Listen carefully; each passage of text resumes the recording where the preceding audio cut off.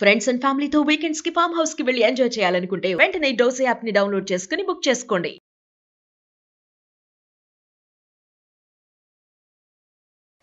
నమస్తే. సుమన్ టీవీ సమర్పిస్తున్నటువంటి పద్మవ్యూహం కార్యక్రమానికి స్వాగతం.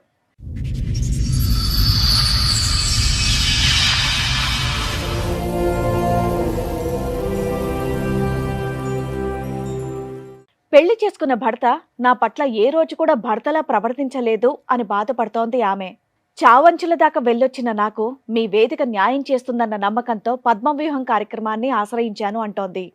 ఆవిడ సమస్య ఏంటో విందాం, ఎలాంటి న్యాయం చేయాలో చూద్దాం.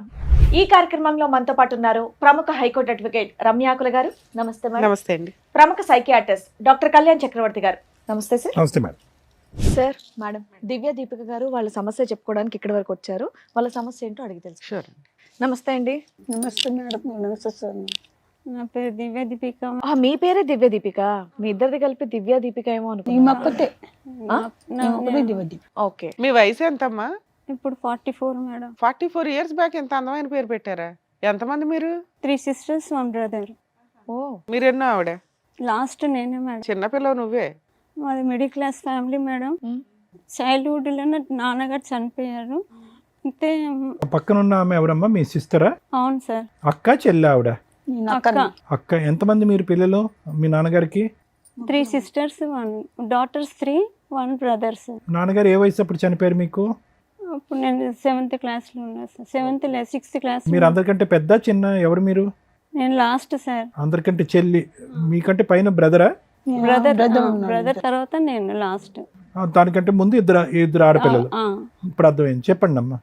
అక్క డీజీపీలో జాబ్ చేస్తుంది సార్. ఏది మన డీజీపీ ఆఫీస్లోనా? ఓకే. ఏం పని చేస్తారమ్మా అందులో? అక్కడ account assistant madam. Government job?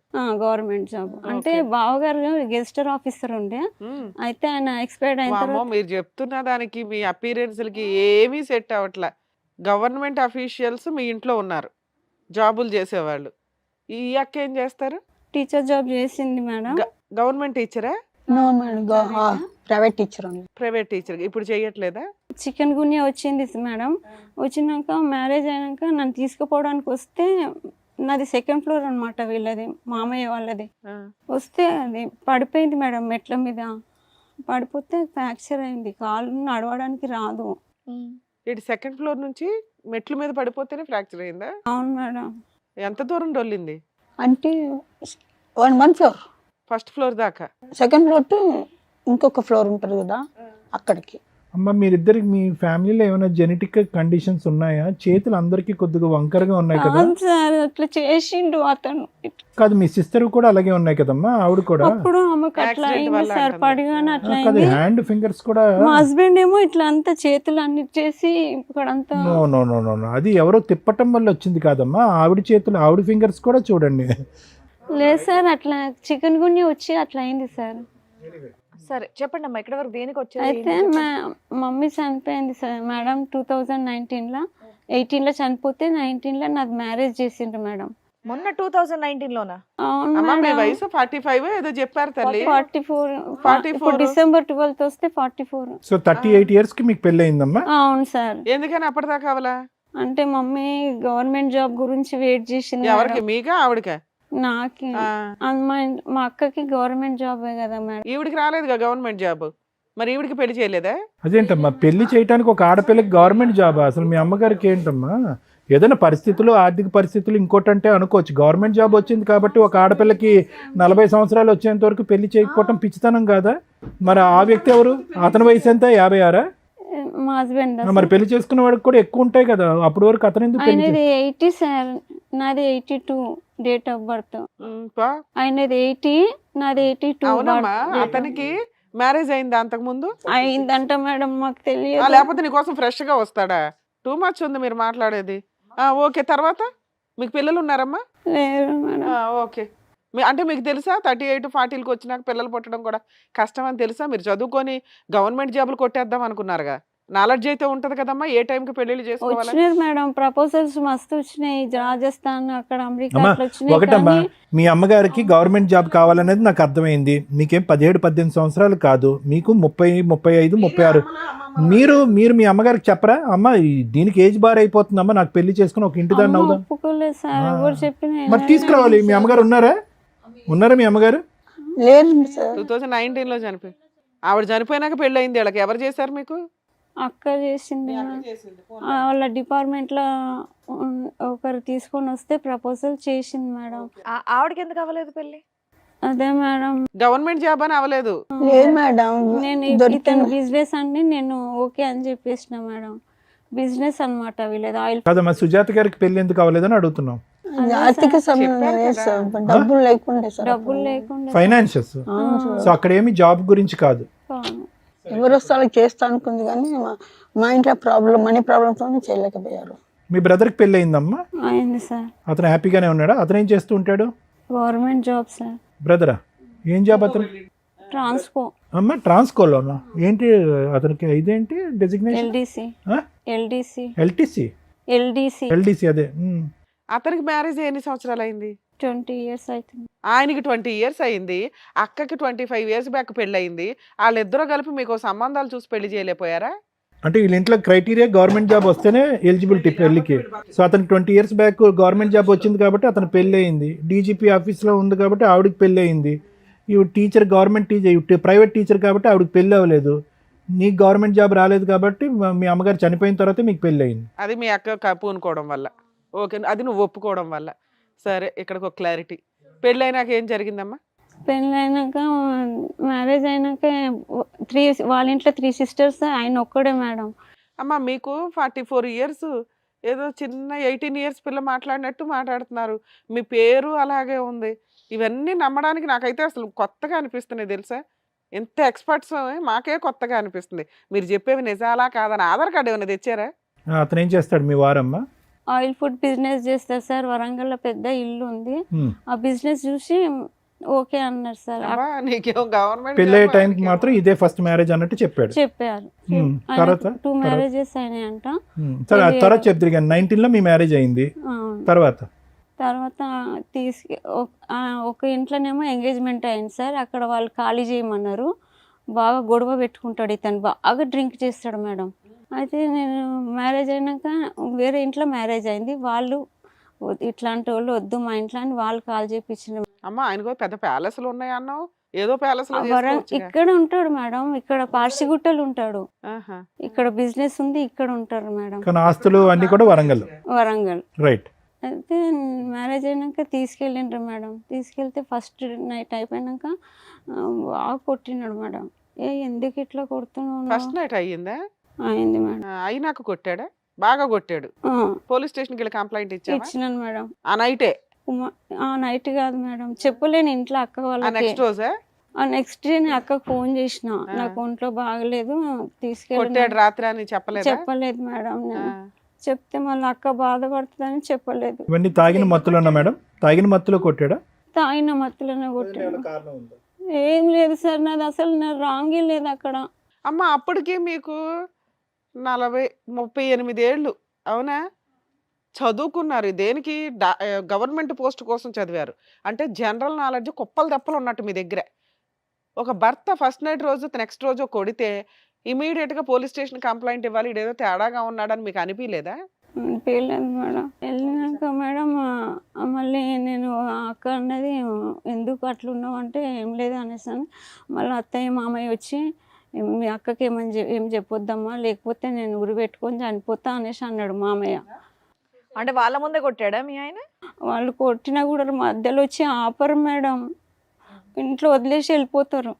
Next day ఏమైంది మేడం, నేను మళ్ళీ 1 week నాకు ఒంట్లో బాగాలేదు ఇక్కడే ఉంటా అంటే మళ్ళీ వచ్చి తీసుకొని పోయిండ్రు మేడం. అత్తయ్య మామయ్య వచ్చి తీసుకొని పోయిండ్రు. పోయినాక మళ్ళీ 1 week కాగానే మళ్ళీ స్టార్ట్ చేసిన కొట్టడము. ఊరికేనమ్మా ప్రతిసారి ఊరికి ఏ కారణం లేకుండా? ఏం లేదు ఉండేది సార్. మరి మాకు అంత అక్కడ తాగే వ్యక్తి అంత పెద్ద బిజినెస్ ఎలా నడిపిస్తున్నాడమ్మా? నిజమేనా మీరు చెప్పేది? బిజినెస్ నడిపిస్తూనే ఉంటాడు, తాగుతాడు, ఇంటికి వచ్చి కొడతాడు. పేరెంట్స్ ఫ్యామిలీ మొత్తం చేస్తారు సార్ ఆ వర్క్. ఇంకా 50 మెంబర్స్. ఒకటమ్మా, వంట బాగాలేదనో లేదంటే ఇంకోటి బాగాలేదనో ఏదో ఒక చిన్నపాటి కారణం అయితే ఉంటది కదా, ఎంత తాగిన వ్యక్తికి కొట్టాలన్నా కూడా. ఏ కారణం లేదా? మీ అక్క బాగా డబ్బులు సంపాదించదు కదా, నాకు మంత్లీ 10,000 పంపించమని చెప్పు అనేసి. మీ అక్క పంపించాలా? ఆ, మరి ఇతను బిజినెస్ చేసే డబ్బులు? వాళ్ళు ఫోన్లో కూడా డబ్బులు వేయరు మేడం సార్. ఇంకా ఫోన్లో డబ్బులు వేయరు. సో ఫైనాన్షియల్ గా కూడా ఎండగడతాడు మిమ్మల్ని. ఓకే, సో మీ అక్క వేయాలా? అక్క వేయాలంట సార్. అయ్యో. అయితే మళ్ళీ ఆయనకు బాగా వామిటింగ్స్, జ్వరం వచ్చింది సార్.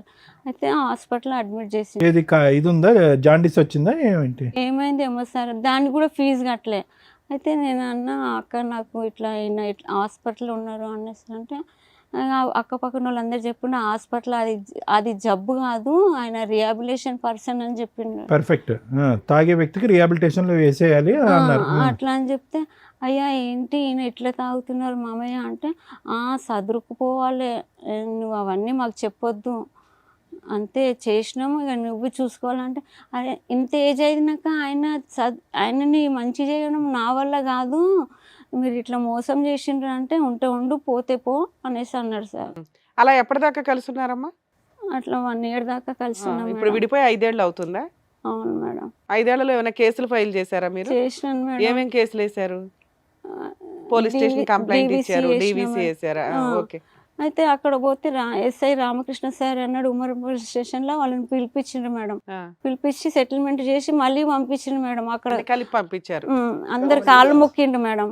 నేను బాగా మా భార్య లేకపోతే నేను ఉండను అట్లా అని చెప్తే సార్ మళ్ళీ కాంప్రమైజ్ చేసి పంపించింది సార్. మళ్ళీ తీసుకుపోయి మళ్ళీ స్టార్ట్ మళ్ళీ కోర్టు. ఇంకో 2 పెళ్ళి అతనికి అయినాయి అన్నది నీకు ఎప్పుడు తెలిసిందమ్మా? రీసెంట్లీగా 1 year లోపలనే తెలిసింది సార్ నాకు. పెళ్ళైన 1 year లోపే? ఎలా తెలిసింది? ఏంటి ఆ పెళ్ళిళ్ళు? నేబర్స్ వాళ్ళు చెప్పిండ్రు సార్. ఇంకా ఆయన లేదా సార్ ఫోన్ చేసి వాళ్ళ ఫ్రెండ్స్కి ఫోన్ చేసి నాకు ఇస్తాడు సార్, మాట్లాడు అనేసి. అరే నేను పరిచయం లేని వాళ్ళతోటి నేను ఎట్లా మాట్లాడాలంటే, మాట్లాడకపోతే ఈ లెఫ్ట్ హ్యాండ్ తోటి ఇట్లనే కొట్టేస్తాడు మేడం. ఎట్లా పడితే అట్లా కొడతాడు, ఇట్లా నిలబడితే ఇట్లా తోసేస్తాడు మేడం. సో వాళ్ళతో మాట్లాడేవారమ్మా మీరు? నేను మాట్లాడాను సార్. ఎందుకు మాట్లాడమనేవాడు? తప్పుడు కదా? ఏమో సార్ తెలియదు. సరే, మీరు డివిసి కేసు వేశారు, ఏ కోర్టులో వేశారు? నాంపల్లి కోర్టు. నాంపల్లి కోర్టులో. రెగ్యులర్ గా కోర్టుకి వెళ్తున్నారా? నేను వెళ్తాను సార్ మేడం. మెయింటెనెన్స్ ఏమైనా ఆర్డర్ అయిందా మీకు? ఏం కాలేదు. ఏం కాలేదు. ఎన్ని ఇయర్స్ అయింది వేసి? ఇప్పుడు 5 years రన్నింగ్ అవుతుంది మేడం. గవర్నమెంట్ లాయర్ ని పెట్టుకున్నారా? పెట్టుకున్నాను. ఎస్ఐ రామకృష్ణ సార్ పెట్టింది సార్. మరి ఇంటీరియర్ మెయింటెనెన్స్ ఆర్డర్ అవుతుంది, ఆర్డర్ అవ్వలేదు ఇప్పటిదాకా? కాలేదు మేడం. మీ ఆయన ఏమైనా డైవర్స్ కేసు వేసాడా? ఏం లేదు. సరే, కోర్టులో కేసు నడుస్తుంది, మీకు లాయర్ ఉన్నారు, ఇక్కడ దాకా ఎందుకు వచ్చారు? అక్కడ ఏం న్యాయం జరుగుతలేదు మేడం. పోయి నా హెల్త్ ఇదే. మీరెందుకు ఎంత వీక్ గా ఉన్నారు? ఏమైంది మీకు? ఇదే మేడం, నాకు బ్యాక్ అది ఫ్రాక్చర్ అయింది మేడం. ఆయన దేనివల్ల? తోసేయడం వల్ల పడేసిండంట మేడం ఇంట్లో. తాగి కొడతాడంట. డబ్బులు ఏడుకెళ్ళి ఇస్తుందమ్మా అని ఇవ్వకుంటే మీ అక్కిస్తుంది నాకు. అమ్మ, ఆయన వదిలేసి 5 ఏళ్ళు అయ్యిందమ్మా. అప్పుడు అంతా అయిపోయింది మేడం. అన్ని 1 year లోపల అన్ని అయిపోయినాయి. తను ఇంట్లో ఎంత స్ట్రాంగ్ గా పోయిందో అంత వీకేసి వచ్చింది మేడం. ఆవిడ చూస్తే ఒక 55-60 years ఆవిడలాగా ఉంది, నిన్ను చూస్తే ఒక 65 years లాగా ఉన్నావు. మా మీరు వచ్చి ఫ్యామిలీ 44 మొత్తం అన్నారు. 44 స్ట్రగుల్ అన్న అయిండ్రు నమ్మడానికి మేడం. ఓకే అంటే దానికి దివ్య దీప అని ఏదో పేరు చెప్పారు. స్టోరీ ఏమో ఫ్రెష్ గా 18 ఏళ్ళు కొత్తగా పెళ్ళైన వాళ్ళ స్టోరీ చెప్తున్నారు. విడిపోయి 5 years అయింది. కోర్టులో కేసు ఉంది. కోర్టులో కేసున్న కేసులు అన్ని ఇక్కడ అద్భుతాలు జరగడం అయితే ఉండదు. సో మీ ఆయన్ని పిలిచి ఏమైనా సెటిల్మెంట్ చేయాలా, లేకపోతే మీ ఆయనతో కలిసి ఉందాం అనుకుంటున్నారా? కలిసి ఉండను మేడం. రామకృష్ణ సార్ అన్నారు నువ్వు పోయితే చంపేస్తారు నేను, ఎందుకంటే నువ్వు అన్ని. ఆయన పెళ్లిళ్ళ మీద పెళ్లిళ్ళు చేసుకుంటాడు కదా, మరి నిన్ను వదిలేసి 5 ఏళ్ళు అవుతుంది, ఇంకొక అమ్మాయిని పెళ్లి చేసుకున్నాడు. ఏమో తెలియదు మేడం. అన్ని ఇట్లా ఇట్లా నేబర్స్ వాళ్ళందరూ ఉంటారు, ఆంటీలతోటి లింకులు పెట్టుకుంటాడు మేడం. ఇంకా నేను వాళ్ళ దగ్గరికి వెళ్ళి డబ్బులు తీసుకొని రావాలంటాడు. కోర్టుకు వస్తాడా? వాళ్ళ అడ్వకేట్ ని పెట్టుకో. రారు మేడం. వాళ్ళ అదే అడ్వకేట్ కూడా రారా? రారు. మీ దగ్గర కేసు నెంబర్లు కానీ పేపర్లు కానీ ఏమైనా ఉన్నాయా? ఎవరితో ఉంటున్నారు మీరు? ఇల్లు ఎలా గడుస్తుంది మీకు? డబ్బులు మా అన్నయ్య ఇస్తాడు. మా అన్నయ్య ఇస్తాడు మేడం. మీరు మీ ఇద్దరు కలిపి ఉంటారా? ఇద్దరు కలిసి వంట చేసుకోగలుగుతారా? ఆ ఓపిక ఉందా మీ ఇద్దరికి? పోన్లేమ్మా. ఈ లాయర్ ఖర్చులు ఇవన్నీ కూడా అన్నయ్య చూసుకుంటున్నాడమ్మా. నావి అన్ని గోల్డ్ అవన్నీ అయిపోయినాయి లేదు, సార్. అన్ని నేను సొమ్ములన్నీ అమ్మేసిన మేడం. అమ్మేసిన సార్. తన సొమ్ము తను అన్ని అమ్మేసుకుంటాను. అది ఫర్నిచర్ అవన్నీ ఉండే సార్ నావి. ఫర్నిచర్ అని ఉంటే తీసుకెళ్ళని తీసుకుపోమని చెప్తే మీ తీసుకొచ్చి అక్కగారు ఏం చూసుకోవట్లేదమ్మా మిమ్మల్ని? ఇప్పుడు హార్ట్ వచ్చింది సార్ అక్కకి, సిక్ లీవ్లు ఉంది. హార్ట్ ప్రాబ్లం వచ్చిందా? నా మ్యారేజ్ కాగానే చెప్పడం లేదు నేను. సార్ వాళ్ళు చెప్పింది విన్నారు కదా, మీరేమంటారు? ఇంకో సిస్టర్ ఏం చేస్తుందమ్మా మీకు? మా పెద్ద అక్క, ఈ రెండు అక్క, నేను ముగ్గురమే. ముగ్గురు. మా వదినేమో చూడనియదు అన్నయ్యని. మేడం దివ్య దీపిక గారిది ఇప్పుడు మనం చూస్తే ఏ వయసులో జరగాల్సిన ముచ్చట ఆ వయసులో జరగాలి అని అంటాం కదా మేడం, ఇది వాస్తవానికి అదే. నిజంగా ఏంటంటే వాళ్ళ అమ్మగారు బతుకుని ఉంటే కనుక ఇప్పటికీ కూడా ఈవిడ పెళ్లి చేసుకుని ఉండేది కాదు. అంటే నేను చెప్తున్నాను కదా మేడం, ఇక్కడ సివియర్గా ఫ్యామిలీలో ఉండేటటువంటి ఒక ట్రెండ్ అవనియండి, లేదంటే చదువు మీద విపరీతంగా దృష్టి పెట్టి చదువుకుని సెటిల్ అవ్వాలి అనేటటువంటి ఒక ఉద్దేశంతో అంటే చాలామంది వస్తూ ఉంటారు మేడం మన దగ్గరికి కూడా ఈ కేసెస్. అంటే చదువుకోవాలి, చదువుకుని ఒక ఆడపిల్ల తన కాళ్ళ మీద తను నిలబడాలి అనేటటువంటిది చాలా ఇంపార్టెంట్. కానీ అదే ఒక మత్తు అవ్వకూడదు. ఏ స్థాయి మత్తు అంటే కనుక ప్రొఫెషన్నే జీవితానికి ఒక అర్థము, ప్రొఫెషన్గా ముందుకు వెళ్ళకపోతే ఇంకేం మీనింగ్ లేదని చెప్పి పర్సనల్ లైఫ్ ఫ్యూచర్ గురించి పూర్తిగా మర్చిపోయేటటువంటి మనస్తత్వం ఏదైతే ఉంటుందో దాని యొక్క పరిణామాలు ఇలాగే ఉంటాయి. ఎందుకంటే కనుక ఒక ఆడపిల్లకి ప్రత్యేకంగా ఇప్పటికీ సమాజంలో అవనివ్వండి, లేదంటే ఇంకో 20-30 సంవత్సరాల తర్వాత అన్న చూసుకోండి, వయస్సు అనే బౌండరీ చాలా ఇంపార్టెంట్. ఎందుకు ఇంపార్టెంట్ అంటే కనుక అవతల సైడ్ నుంచి వచ్చేటటువంటి ఈ అలయన్సెస్ మనకి ఏవైతే ఉంటాయో వాళ్ళు ప్రధానంగా ప్రశ్న అడిగేది ఏంటంటే మీ అమ్మాయి వయసు ఎంత అండి, ఎంత అండి మా అమ్మాయి వయసు అంటే కనుక ఇప్పటివరకు ఏం చేస్తున్నారు అంటే ఒక 30, 32, 33 ఇయర్స్ వస్తే కనుక ఇప్పటివరకు ఏం చేస్తున్నారండి అనే ప్రశ్న సహజంగా వస్తుంది. మీరు ఏదో కారణాలు చెప్తారు, ఉద్యోగం, గవర్నమెంట్ ఉద్యోగం, లేదంటే పై చదువులో, లేదంటే ఆర్థిక పరిస్థితుల్లో అని. సరే, వాస్తవానికి నిజమైనటువంటి ఆర్థిక పరిస్థితులు ఉంటే కనుక దానివైపు వేలెత్తి మనం చూపెట్టడానికి అవకాశం లేదు. కానీ ఉద్యోగం, దానిపై ఉద్యోగం, లేదంటే central government job, state government job అనేటటువంటి ఆనవాయితీ ఏదన్నా ఉంటే కనుక అది మీ ఇంట్లో మీకుండే కుటుంబ సభ్యులకి అనుకోవటానికి నమ్మటానికి ఉంటుందేమో కానీ బయట ప్రపంచం అది నమ్మదు. ఆడపిల్ల మీద తొందరగా ఒక మాట అంటానికి ఒక అవకాశం ఉంటుందా, అందుకే ఆ కారణం చేత అవ్వలేదు, లేదంటే ఊరు వాడ 4 కథలు అల్లుకోవటానికి ఒక అవకాశం ఉంటుంది. సో దానివల్ల ఏమవుతుందంటే వయసు పెరిగే కొద్దీ మీకు వచ్చేటటువంటి చాయిస్ అనేది కూడా తగ్గిపోతుంది అనమాట. వచ్చేటటువంటి కేసులు కూడా చాయిస్ తగ్గిపోయి ఆఖరికి మీ పరిస్థితి ఎలా వచ్చింది అంటే కనుక అమ్మ లేదు కాబట్టి ఒంటరిగా అయిపోతుంది నీ జీవితంలో, మీ అక్కలా నీ జీవితం కూడా అయిపోతుంది. మళ్ళీ నీకు చేదోడు వాదడు, ఎందుకంటే అమ్మ ఉన్నంతకాలం మీ ఇద్దరి మధ్యన కోడిపెండెంట్ కదమ్మా మీ ఇద్దరం. అమ్మకి నువ్వు, నీకు అమ్మ. ఎప్పుడైతే అమ్మ చనిపోయిందో సడన్గా ప్రపంచం అందరికీ ఒక కంగారు వచ్చేసింది. ముఖ్యంగా మీ పెద్దలు అంటే మీ అన్నగారు అవనివ్వండి, మీ అక్కగారు అవనివ్వండి, అమ్మో ఇదేంటా అమ్మ బతుకున్నంతకాలం చేసినటువంటి పొరపాటు అమ్మ చనిపోయిన తర్వాత మేము పెద్ద దిక్కుగా ఉన్న మేము ఆ పొరపాటు చేయకూడదు, ఏదో విధంగా అంతే కదమ్మా, ఏదో విధంగా ఒక సంబంధం చేయాలి అని చెప్పి అప్పటి వరకు లేనటువంటి యుద్ధ ప్రాతిపదిక ఆ తర్వాత అమ్మ చనిపోయిన తర్వాత ఒక భయంకరమైన యుద్ధ ప్రాతిపదిక వచ్చి ఒక సాంప్రదాయం అనేటువంటి ఒక సిద్ధాంతం అనండి, తల్లి చనిపోయినటువంటి సంవత్సరం లోపు లేదంటే ఇంట్లో బంధువులు చనిపోయిన తల్లిదండ్రులు చనిపోయిన పెళ్లి చేయాలనేటటువంటి తొందరపాటుతనం నీ మెడ చుట్టూరు ఉరితాడిలా చుట్టుకుందమ్మా. కేవలం తొందరపాటుతనం.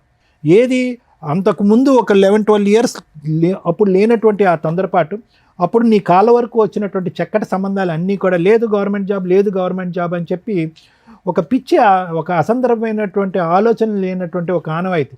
ఒక ఆడపిల్లకి ఒక 30 ఇయర్స్ వరకు వెయిట్ చేయండి, ఒక 32 ఇయర్స్ వరకు వెయిట్ చేయండి. ఇదంతా కూడా చనిపోయిన ఆవిడ గురించి మనం మాట్లాడటం కాదమ్మా, మీ అమ్మగారు చేసినటువంటి పొరపాటు. అమ్మాయి ఇది తప్పు అని చెప్పి నువ్వు అంటానికి లేదు, మీ అన్నయ్య మీ అక్కగారు కూడా అంటానికి లేదు, ఎవరు కూడా ముందుకు వచ్చి కాపాడినటువంటి వాళ్ళు లేరు. 12 సంవత్సరాల పాటు లేనటువంటి తొందరపాటు 12 రోజుల్లోనో 12 వారాల్లోనో కంగారుగా తొందరపాటు జరిగింది. ఒక వ్యక్తిని తీసుకొచ్చారు, మీ సిస్టరే తీసుకొచ్చారు. ఎంతవరకు అతని చరిత్ర గురించి కానీ అతని గతం గురించి వాకప్ చేశారు, ఏమీ ఎంక్వైరీ లేదమ్మా. సో తీసుకొచ్చారు, కేవలం మీరు ఏదన్నా చూసారంటే కనుక అది ఏంటంటే కనుక అతను మాటకారితనం ఒకటే చూశారు. అక్కడ ఇన్ని ఆస్తులు ఉన్నాయి, ఇక్కడ ఇంత బిజినెస్ ఉంది అని చూశారు. ఈ రెండు చూసేటప్పటికి సరే మీరేంటంటే గవర్నమెంట్ జాబ్ అనేది పక్కన పెట్టండి, మీ ఆరోగ్య పరిస్థితి అప్పుడు కూడా అంతంత మాత్రమే ఉందన్నట్టుగా స్ట్రాంగ్గా ఉండేవారు. సరే అది పక్కన పెట్టండి. ప్రైవేట్ జాబ్ చేసిన మేడం, ఇద్దరం ఒకటే స్కూల్లో జాబ్. ఎవరైతే కనుక పెద్దలుగా వచ్చినటువంటి ఇరుగు పొరుగు వాళ్ళే సంవత్సరం లోపే మీకు నిజాలు చెప్పారు, అమ్మాయి ఇది ఇతని క్యారెక్టర్. పెళ్ళైనటువంటి 2వ రోజో 3వ రోజో సెకండ్ నైట్లోనే ఆ వ్యక్తి యొక్క వ్యక్తిత్వం తెలిసిపోయింది. ఏంటంటే తాగుబోతు, ఇతను తాగటం, కొట్టడం, వేరే మగాళ్ళ చేత ఫోన్ మాట్లాడించడం, ఇంతకుముందు 2 స్త్రీలు 2 ముగ్గురు నలుగురు ఉన్నారు ఇతని జీవితంలో అనేటటువంటిది అన్నీ కూడా పెళ్ళైనటువంటి మరుసటి రోజున పెళ్ళైనటువంటి నెల రోజుల పాటు తెలిసింది. అంటే నేను అనేది ఏంటంటే జీరో ఎంక్వైరీ జరిగింది ఈ విషయంలో, జీరో ఎంక్వైరీ. అమ్మ ఎవరు అక్కర్లేదమ్మా, మీ యొక్క కండిషన్స్ క్రైటీరియా ఏంటంటే ఆర్థికంగా స్థిరపడినటువంటి వాడే ఉండాలి, బిజినెస్ మ్యాన్, ఆస్తులు ఉండాలి అనేటటువంటిదే చూశారు. కానీ అతని క్యారెక్టర్ ఏంటి, అతని వ్యక్తిత్వం అనేటటువంటిది ఎంక్వైరీ చేసేటటువంటి ఓపిక కానీ ఎంక్వైరీ చేసేటటువంటి మనుషులు కానీ లేకపోవటం అనేటటువంటిది ఇక్కడ ప్రధానం. కేవలం ఏంటంటే అమ్మ చనిపోయింది, ఒంటరిది అయిపోద్ది దీపిక, ఏదో ఒక దిక్కు అయితే కనుక వెతుకు పట్టుకోవాలి. సో కాబట్టి ఇదేంటే ఏమైందంటే ఏదైతే గవర్నమెంట్ జాబ్ వచ్చిన తర్వాత ఉద్యోగం అనేటటువంటిది వచ్చిందో అది కాస్త ఏదో సంబంధం ఏదో ఒక దిక్కు ఒక మగ దిక్కు దొరికితే సరిపోతుందిరా అనేటటువంటి ఆలోచనలోకి అందరూ మానసికంగా ఫ్యామిలీ మెంబర్స్ అందరూ వెళ్ళిపోవడంతో ఒక తొందరపాటుతో ఎటువంటి ఆలోచన లేకుండా ఎటువంటి ఎంక్వైరీ లేకుండా ఎటువంటి గుట్టు తెలుసుకోకుండా గుడ్డిగా చేసుకున్నటువంటి ఒక పెళ్ళి యొక్క పరిణామం ఇది. ఎప్పుడైతే కనుక సంబంధం చూశారో ఎప్పుడైతే పెళ్ళి జరిగిందో ఆ రోజే నీ ఫ్యూచర్ అనేటటువంటిది ఆటోమేటిక్గా డిసైడ్ అయిపోయిందమ్మా. ఇది దురదృష్టకరం. మీరు చేయని తప్పుకి శిక్ష అనిపిస్తున్నారు. అంటే ఇది ఇంపార్టెంట్ అమ్మా. ఇది ఏ విధంగా మీ యొక్క కేసులకు ఉపయోగపడుతుందో నాకైతే తెలియదమ్మా. ఇది ఏ విధంగా మీ భవిష్యత్తుకు ఉపయోగపడుతుందో నాకు తెలీదు. కానీ ఒక మెసేజ్ సొసైటీకి నేను చెప్పేది ఏంటంటే కనుక ఈ 2 ప్రొఫెషనల్, చదువు, కెరియర్, పర్సనల్ లైఫ్కి సంబంధించినటువంటి బ్యాలెన్స్ చాలా ఇంపార్టెంట్. చాలామంది ఆడపిల్లలని తల్లిదండ్రులు నా దగ్గర తీసుకొస్తున్నారు క్లినిక్. సార్ మా అమ్మాయికి ఎటువంటి మానసిక సమస్య లేదు కానీ పెళ్ళి వద్దంటుందండి అంటారు. ఎందుకమ్మా పెళ్లి చేసుకోవు అని అంటే కనుక దానికి కూడా ఆడపిల్లలు పెద్ద కారణాలు చూపెట్టట్లేదండి, వాళ్ళకి అర్థం కావట్లేదు. లేదా ఏదో గుడ్లో మెల్ల అన్నటువంటి ఈ విధంగా వాళ్ళు చూసినటువంటి 1-2 పెళ్ళిళ్ళలో ఒక పెళ్ళి చెడిపోవటం అనేది చూసి ఇదిగోండి వాళ్ళలాగా నా జీవితం కూడా అయిపోద్ది అనేటటువంటి అంశంతో పోస్ట్పోన్ చేసుకుంటూ కట్ చేస్తే కనుక 3-4 ఇయర్స్ తర్వాత ఏది 33-34 ఇయర్స్ వచ్చాక అదే ఆడపిల్ల ఇటువంటి కారణాలతో నా ఎదురుగుంట కూర్చుంది. ఏమండి తొందరపాటుతో ఆఖరి నిమిషంలో ఏమీ దొరక్క ఒక మగాడు దిక్కులేనటువంటి పరిస్థితిలో వస్తే కనుక చేసుకున్నామని చెప్పి ఆగమ్య గోచరం జీవితం. ఎందుకంటే కనుక ఆటోమేటిక్గా చాయిస్ తగ్గిపోయేటప్పటికి కొన్ని వ్యక్తిత్వాలు లేనటువంటి వాళ్ళు రెడీ అవుతారు పెళ్లి చేసుకోవటానికి. లేదంటే ఇటు సైడ్ ఉండేటటువంటి వాళ్ళు ఆ తొందరపాటుతో ఆ పెళ్లి చేస్తారు. లేదంటే కనుక అన్నీ గోప్యంగా ఉంచేసి అన్నీ కప్పిపుచ్చేసి కొంతమంది మగాళ్ళు వచ్చి పెళ్లి చేసుకుంటూ ఉంటారు. ఇటువంటి పరిస్థితుల్లో వెళ్ళిపోతూ ఉంటారు. లేదంటే కొంతమంది ఆడపిల్లలు చెప్తూ ఉంటారు, ఇగోండి ఇలాగే ఏమండి చదువుకోవాలండి, ఇంకా టైం ఉందండి, చదువుకోండి ఉద్యోగం చేసుకోండి, కానీ పెళ్ళి ఎప్పుడు? ఆ పెళ్ళికి కావాల్సినటువంటి ప్రధానమైనటువంటి క్రైటీరియా వయస్సు అనేటటువంటిది. ఎందుకంటే 2 అంశాలు, వయస్సు బట్టి పెళ్లి చేసుకోకపోతే వచ్చేటటువంటి పరిస్థితులు ఏంటంటే ఇదిగో దీపిక లాంటి ఉండేటటువంటి వాళ్ళ పరిస్థితి. రెండోది ఏంటంటే కనుక వయసు మీద పడే కొద్దీ ప్రెగ్నెన్సీకి సంబంధించినటువంటి ప్రాబ్లమ్స్, అంటే ఫస్ట్ ప్రెగ్నెన్సీ వచ్చేటటువంటి ఆడపిల్లలకి ఆ బిడ్డకి లోపాలు రావడానికి అవకాశాలు ఉంటాయి. సో ఇటువంటి మెసేజ్ నేను సమాజంలోకి ఒక విధంగా తీసుకెళ్ళటం, కమ్యూనికేట్ చేసుకోవటం గురించి దీపిక గారి స్టోరీ వాడుకున్నానండి నేను ఆ విధంగా చెప్పడం. అయితే ఈవిడ పరిస్థితి చూస్తే కనుక ఈరోజు ఇదేమి కొత్త షాకర్ ఏం కాదు మనకి. ఏ రోజైతే కనుక ఫస్ట్ నైట్లో సెకండ్ నైట్లో ఈ అకారణంగా, ఇప్పుడు యూజువల్గా మనం ఏమంటాం, కొట్టడానికి కారణం ఉండాలి కదరా బాబు అంటాం. ఏ కారణం లేకుండా సెకండ్ నైటే ఒక మగాడు కొట్టాడు అంటే కనుక ఏ కారణం ఉంటుంది? మందు కాస్త మత్తు మైండ్కి ఎక్కి ఆ మైండ్ కాస్త గాడి తప్పి అతని వ్యక్తిత్వం ఏంటనేటటువంటి నిజస్వరూపం రెండో రోజే తెలిసిపోయింది. ఇక్కడ ఒకటేటమ్మా, పోరాటం చేస్తున్నారు. ఏం చేస్తున్నారు పోరాటం? 5 సంవత్సరాల పాటు చీకట్లో కత్తిసాము చేస్తున్నారు మీరు. మీకు ఓపిక 10% కూడా లేదు. మీ పక్కనున్న సుజాత గారి ఓపిక 1% కూడా లేదు. పోరాటం చేయాలి, కరెక్టే కాదనట్లే, జరిగినటువంటి అన్యాయంగా పోరాటం చేయాలి. కానీ ఆ పోరాటం వెనకాతల ఒక మోరల్ సపోర్ట్ అనేది చాలా ఇంపార్టెంట్. మానసిక పరమైనటువంటి మోరల్ సపోర్ట్ అనేటటువంటి చాలా ఇంపార్టెంట్. లేదంటే ఇలాంటి కేసుల్లో గెలవటం అనేది చాలా కష్టం. ఎందుకంటే డబ్బు బలం, ఖండబలం, కుటుంబ బలం, అన్ని బలాలు ఉన్నటువంటి వ్యక్తిని మీరు పెళ్లి చేసుకున్నారు. ఒక టిష్యూ పేపర్ లాగా వాడుకుని ఈరోజు మిమ్మల్ని రోడ్డు మీదకి వేసుకున్నారు. ఆ బలం ముందు మీరు సరిపోవట్లేదు. నేను అనేది ఏంటంటే పోరాటం చేస్తే కనుక బాగా సపోర్టివ్గా కుటుంబ సభ్యులు అందరూ ఒకే తట్టు మీదకి వచ్చి పోరాటం చేయండి. అంటే మీ బ్రదరు ఉండాలి, మీ సిస్టరు ఉండాలి, అందరూ మూకుమ్మడిగా వచ్చి పోరాటం చేయాలి. కానీ అది కూడా చేసినట్టుగానే నాకు అనిపిస్తుంది, అది కూడా ఫలితం రాలేనట్టుగా నాకు అనిపిస్తుంది. బాగా వచ్చింది సార్ కోర్టుకి, ఎక్కడికంటే అక్కడికి వచ్చి అయిపోయిందమ్మా. నేను అంటున్నాను కదా, అంత అంత దస్తావేజులు మీ దగ్గర ఉన్నాయి అంటేనే దాని అర్థం ఏంటంటే బహుశా అన్నీ చూశారు, అన్ని తలుపులు తట్టారు, అన్ని విధాల ప్రయత్నాలు చేశారు. ఒకప్పుడు అందులో ఏమైనా లోపాలు ఉంటే కనుక లాయర్ మేడంకు ఉన్నటువంటి అపారమైనటువంటి అనుభవంతో ఆవిడ అక్కడ ఏమైనా లోపాలు ఉంటే కనుక అవి కూడా చెప్తారు. కానీ నేను అనేది ఏంటంటే ఫిజికల్గా, మెంటల్గా, సైకలాజికల్గా మీరిద్దరు రెడీ లేరమ్మా.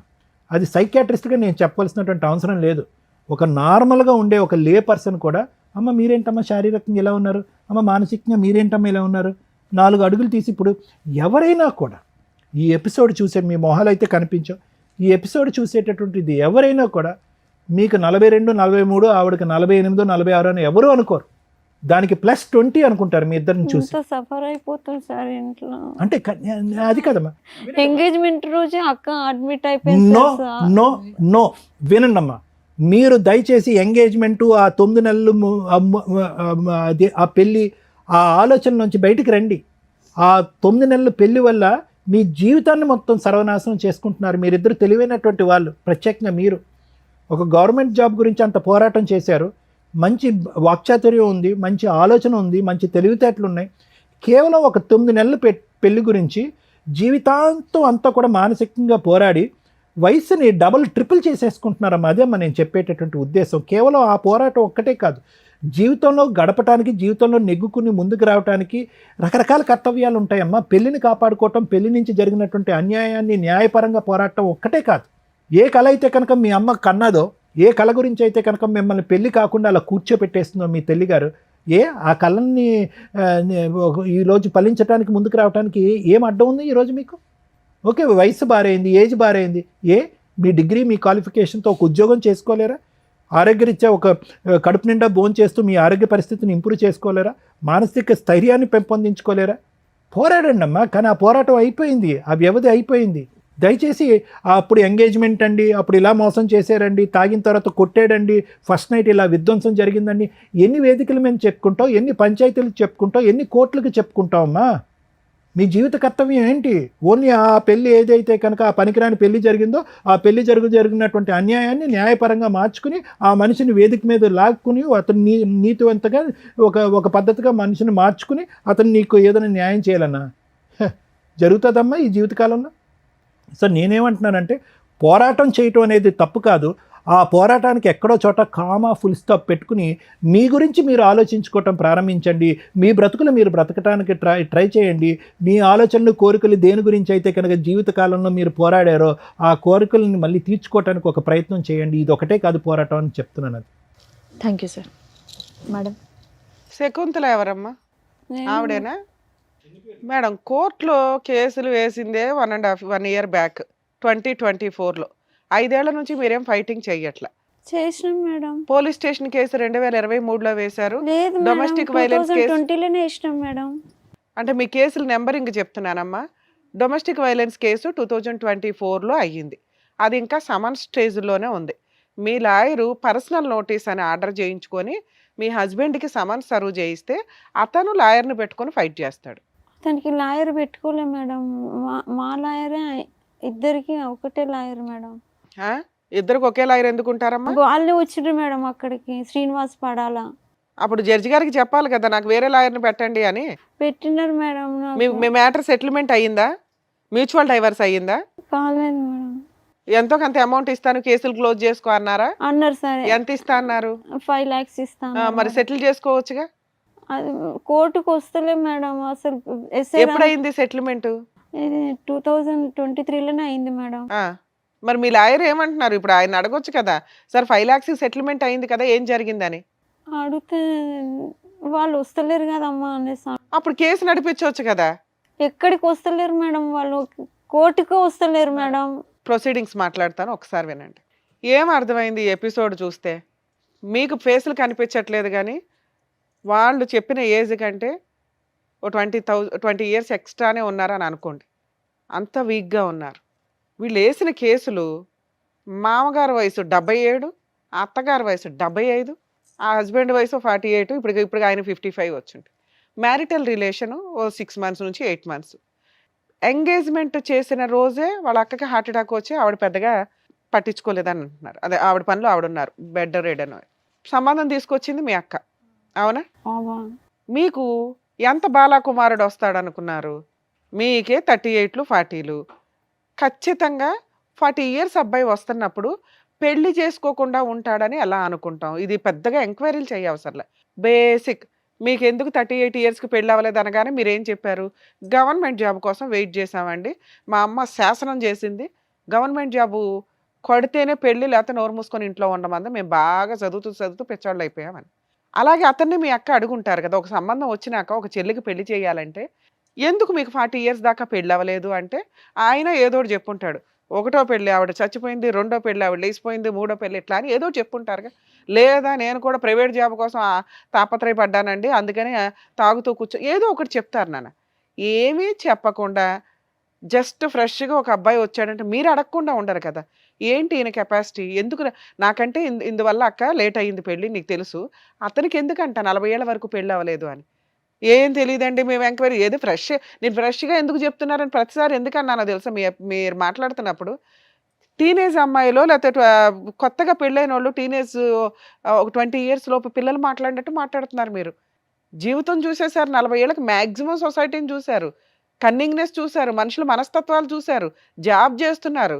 ఇన్నోసెంట్‌గా వెళ్లి కూర్చున్నారంటే మీ వయసు కంటే మీ బ్రెయిన్ ఇంతే ఉన్నట్లప్పుడు. అప్పుడు మిస్టేక్ మీ దగ్గర ఉన్నట్లుగా. బాడీకి, బ్రెయిన్‌కి టాలీ అవ్వట్ల. టాలీ అవ్వకపోతే సైకలాజికల్‌గా మన ఆలోచన విధానం మెచ్యూర్డ్‌గా లేదు అని. చదివి పిచ్చెక్కిందో ఏమో నాకు తెలీదు గానీ, డిప్రెషన్ మాత్రం టన్నులు ఉంది. అర్హత లేని ఒక క్వాలిఫికేషన్ తోటి కేసులేసేసి, కోర్టు న్యాయం చేయలేదు, కోర్టుకెళ్తే న్యాయం జరగలేదు కాబట్టి ఇక్కడికొచ్చాం. చాలా రాంగ్ మాట. ఇక్కడ న్యాయం జరగకపోతే కోర్టుకెళ్ళాలి. ఇక్కడ మా వంతు ప్రయత్నంగా మేము పెద్ద మనుషులుగా, సైకలాజికల్‌గా సారు, పెద్ద మనిషిగా మేడము, లీగల్‌గా నేను కూర్చొని ఎంతో కొంత న్యాయం చేయగలగటానికి ట్రై చేస్తాం. మా క్లైమాక్స్ ఏంటి? కోర్టుకి పంపించడమే. ఎలా కేసులేసుకోవాలి? ఎలా న్యాయం తెచ్చుకోవాలి? ఫ్రీగా ఎక్కడ అడ్వకేట్లు, మేము చేయగలిగినంత సెటిల్మెంట్లు చేయడం, లేకపోతే కోర్టుకు పంపించడం. కోర్టునికెళ్ళినే మా దగ్గరికి రావడం కాదు. కోర్టు పైన ఇంకో కోర్టే ఉంటది తప్ప రమ్య గారు కాదు. సో, కోర్టులోనే మీకు న్యాయం జరగాలి. ఏ ఏజ్‌కి ఆ ముచ్చట జరిగితే మనిషిగా పుట్టడం అనేది ఎన్నో జన్మల పుణ్యాలంటారు. ఏదో జన్మలు ఎత్తితే. ఆ మనిషి జన్మని పిచ్చిగా తయారు చేసుకుంటున్నారు అలవాట్లతోటి, ఆలోచన విధానాలతోటి, మూర్ఖత్వంతోటి. ఇక్కడ మూర్ఖత్వం పూర్తి డామినేటింగ్‌లో ఉంది. గవర్నమెంట్ జాబ్ లేకపోతే జీవితాలే లేవనుకుంటే ఈ రోజున ఎవడో గవర్నమెంట్ జాబ్ చేయడానికి ఇష్టపడట్ల. చాలా తక్కువ మంది. దానికి ఆ టార్గెట్ ఉన్న బ్యాచ్ వేరే. అలాంటి టార్గెట్ ఒకవేళ ఒక 1 ఇయర్‌కో, 10 ఇయర్‌కో, ఓ 5 ఇయర్స్‌కో కుదరకపోతే ఆపేయాల. 18 ఇయర్స్‌కి పెళ్ళవ్వాల్సిందని గవర్నమెంట్ చెప్పినప్పుడు కనీసం 25 ఇయర్స్ లోపు పెళ్ళిళ్ళు చేసుకుంటే అది కూడా ఎక్కువే నేను మాట్లాడడం. కానీ ఈ మధ్య కెరియర్లు ఇవి అవి అంటున్నాం కాబట్టి హాస్పిటల్‌కి తిరుగుతున్నారు. మ్యారిటల్ రిలేషన్ గురించి కాస్త నేర్పించండి మగపిల్లలకి, ఆడపిల్లలకి. సైమల్టేనియస్‌గా కెరియరు వెళ్ళాలి. పిల్లలు గట్టిగా స్కూల్‌కి వెళ్ళేసరికి వీళ్ళు ముసలోళ్ళు అయిపోతున్నారు. నానమ్మల తాతయ్యలు చూసే జనరేషన్ మిగలటల్లా. ఎందుకంటే పిల్లల పెళ్ళిళ్ళ టైంకి వీళ్ళు ఉండి సావట్ల. కొన్ని రోజులకి వాళ్ళని ఏదో ఫోటో ఫ్రేమ్‌లో పెట్టుకొని చూసుకోవాల్సిన పరిస్థితులు. సో, ఖచ్చితంగా ఇంట్లో ఆలోచించండి. ఆ పెద్దోళ్ళ ముసలి డైలాగులు కాదివి. వాళ్ళెంతో జీవితాన్ని చూసి చెప్తారు. ఏ ఏజ్‌లో ఎలా ఎందుకు జరగాలి అనేది. లీగల్‌గా కూడా 18, 21 అనేది డిసైడ్ చేశారు. కనీసం ఓ 5 ఇయర్స్ గ్యాప్‌లో పెళ్ళిళ్ళు చేసుకుంటూ క్యారెక్టర్ తోటి ముందుకెళ్తూ ఉంటే కెరియర్‌లో హ్యాపీగా వెళ్ళగలుగుతారు. ఎందుకంటే జరగాల్సినవన్నీ లీగల్‌గా పర్ఫెక్ట్‌గా మనం ఈ సొసైటీలో ఈ కండిషన్స్ ఉన్నాయి. ఈ కండిషన్ల ప్రకారం మన లైఫ్ స్టైల్ ముందుకు తీసుకెళ్తూ ఉంటే కెరియర్ కూడా ముందుకెళ్తది. ఇంకో కుటుంబం సపోర్ట్‌గా వస్తది. ఇలా 40లకి, 50లకి సెటిల్ అయిన తర్వాతే పెళ్ళిళ్ళు అంటే జీవితాలు సర్వనాశనం అవుతాయి. సగం బాడీ హాస్పిటల్‌కి హ్యాండ్ ఓవర్ చేయాల్సొస్తది. ఐవీఎఫ్‌లు, ఐఆర్ఎఫ్‌లో ఏదో చెప్తారు. అది ఎంత దారుణమైన ట్రీట్మెంట్సో తెలుసా? మీకు కానీ పిల్లల కోసమో, మీకు కానీ ఆరోగ్యం కోసం అనారోగ్యం తెచ్చుకోవడానికి వెళ్ళటం కింద లెక్క. మనం తింటున్న ఆహారాలకో, వాతావరణ కాలుష్యాలకోనే మామూలుగా పిల్లలు పుట్టి సావట్లా. దానికి తోడు లేట్ మ్యారేజ్‌లు చాలా సీరియస్‌గా ఉన్నాయి ఈ రోజున. ప్రతి సందులోనూ మీకు ఇట్లా హాస్పిటల్స్ బాగా సక్సెస్ అవుతున్నాయంటే మనమే.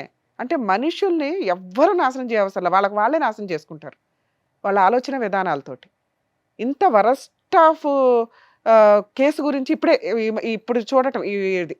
ఎందుకు అంటే 40 ఇయర్స్ అప్పుడు పెళ్ళయ్యి ఫస్ట్ నైట్ అవ్వగానే బయటికి తీసుకొచ్చి కొట్టేశాడు. ఎవరు నమ్ముతామమ్మా? అత్తమామలు అక్కడే ఉన్నారు. ఆళ్ళు ఏమీ చేయలే. అంత కొడితే బేసిక్ పోలీస్ స్టేషన్కి వెళ్ళి కంప్లైంట్ ఇచ్చేంత నాలెడ్జ్.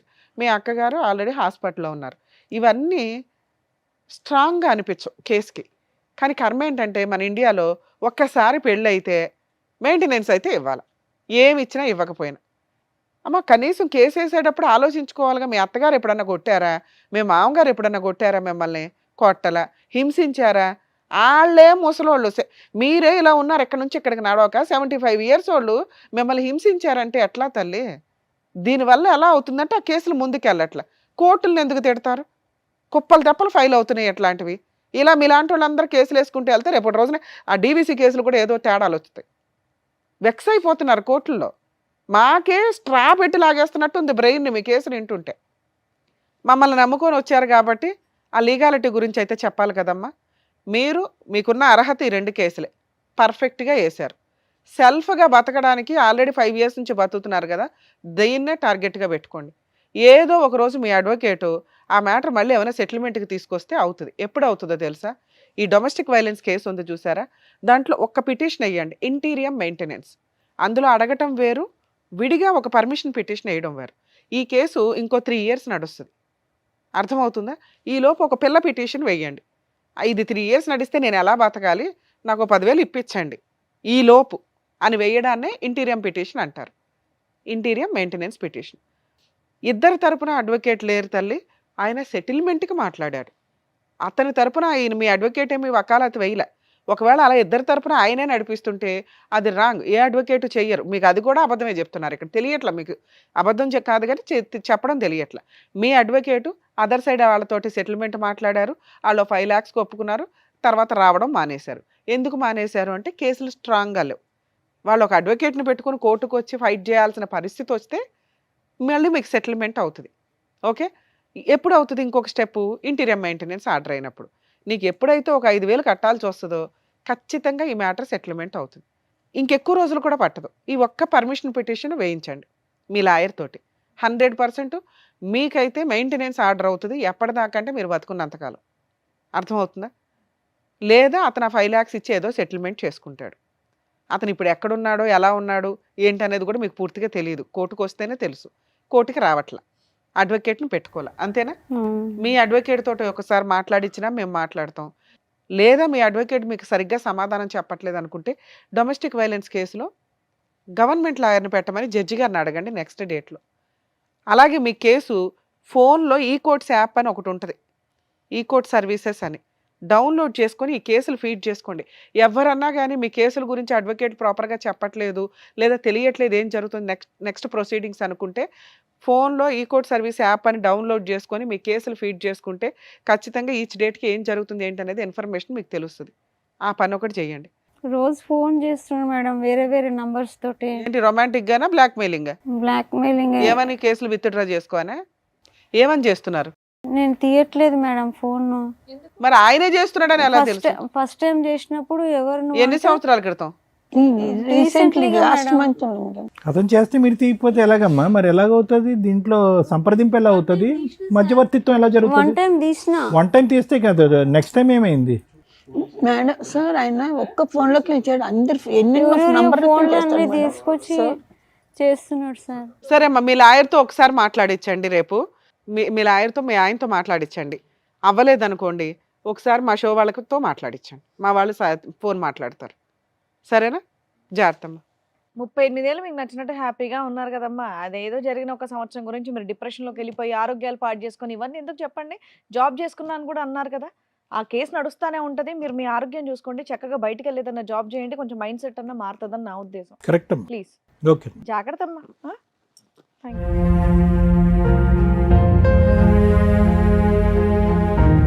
దివ్య దీపిక గారు, ఆవిడ సమస్యతో ఇక్కడి వరకు వచ్చారు. ఆవిడ ఆరోగ్యం గురించి చెప్పి ఏం జాగ్రత్తలు తీసుకోవాలో చెప్పినందుకు డాక్టర్ గారు థ్యాంక్ యూ. అండ్ ఎలాంటి ప్రొసీడింగ్స్ చేస్తే బాగుంటుందని చెప్పినందుకు థ్యాంక్ యూ మేడం. మరో కథతో మళ్ళీ కలుద్దాం.